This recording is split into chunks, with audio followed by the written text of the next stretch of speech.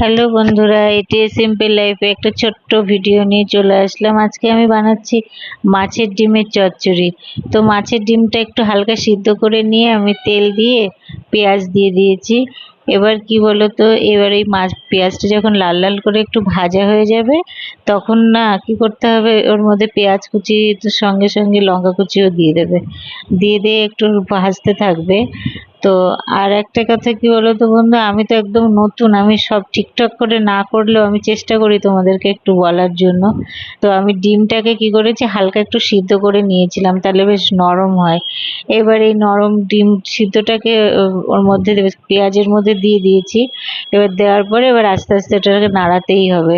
নাড়াতে নাড়াতে যখন দেখবে জলটা ছেড়ে এসে মাছে একদমই কন্টিনিউ নাড়াতে থাকতে হবে। আর এই মানে মাছের ডিমটা খেতে অসাধারণ হয়, তোমরা এইভাবে একবার বানিয়ে দেখো, খেতে খুব ভালো হয়। এবার নুন আর হলুদটা দিয়ে দেবো। দেওয়ার পরে তারপরে আবার একটু ভাজা ভাজা করে যখন দেখবে যে ভাজতে ভাজতে একটু বুঝতেই পারবে, তোমরা তো রান্না করো, তারপরে অল্প গরম জল দিয়ে দেবে। তাহলে কি হয়, সিদ্ধটা ভালো হয় আর নরম একদম ঝরঝরে হয়, খেতেও টেস্টি হয়।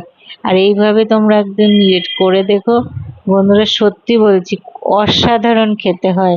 আর খেয়ে আমাকে জানিও বা রান্নাটা করে আমাকে বলো। Good night, tata.